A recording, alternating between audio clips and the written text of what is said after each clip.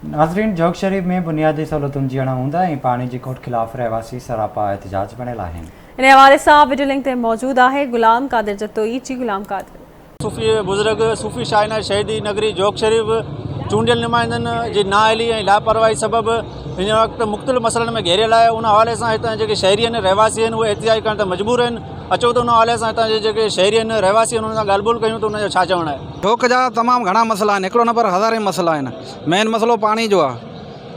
शहर में पीअण जो पाणी कोन थो पुॼे, ड्रेन जो निज़ाम असांजो बिल्कुलु तबाह आहे ऐं तइलीम असांजी सफ़ा ख़तमु आहे। असांजा जेके MP MN आहिनि इन जोक खे सफ़ा बॉर्डर जे दंग ते आहे, हिनखे पंहिंजे तक जो माना हिसो ई नथा सम्झनि। हिते अचण लाइ तयारु कोन्हे, को असांजो मसइलो हल करण लाइ तयारु कोन्हे। भले उहे खणी शहरादी साहिबान हुजनि, खणी पीपल्स पार्टी जा हुजनि, असां बुनियादी पीपल्स पार्टी जा वर्कर आहियूं, पर असांखे माना असांजे शहर खे हिन ज़िले खां ॿाहिरि सम्झो वियो आहे। जोक सप्लाई जो जेको तलाउ आहे उहो 1984 खां वठी इन जी कैपेसिटी वधाई वञे, आबादी बि वधी वई आहे। इन जी जोक जो इहो बुनियादी मसइलो आहे।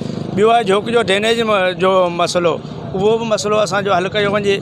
ऐं जेको पाणी आहे जोक यूनियन जो या गंज बहर जे कैनाल जो, उहे असांजा MNA MP आहिनि जेके होॾां पिंजारी जो पाणी जेको आहे सो कई MNA MP पिंजारी जो पाणी आहे उहो महीननि खां महीना हले पियो ऐं असांखे जोक शरीफ़ लाइ पीअण जे लाइ गंज बहर वाह में पाणी ॾियण जे लाइ तयारु कोन्हे।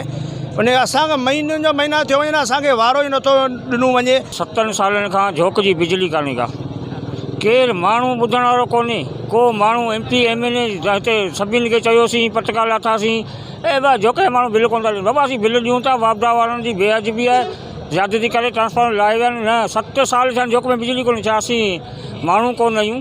84 जी आबादी वारो तलाउ ठहियलु आहे, वरी को असांखे न के तलाउ ॾिनो, न असां को पार्क आहे, न का असां वटि लाइब्रेरी आहे, न का सवली गली आहे, न को सवलो स्कूल आहे, न उनमें पंखो आहे, न उनमें बिजली आहे, न उनमें पाणी आहे स्कूल में।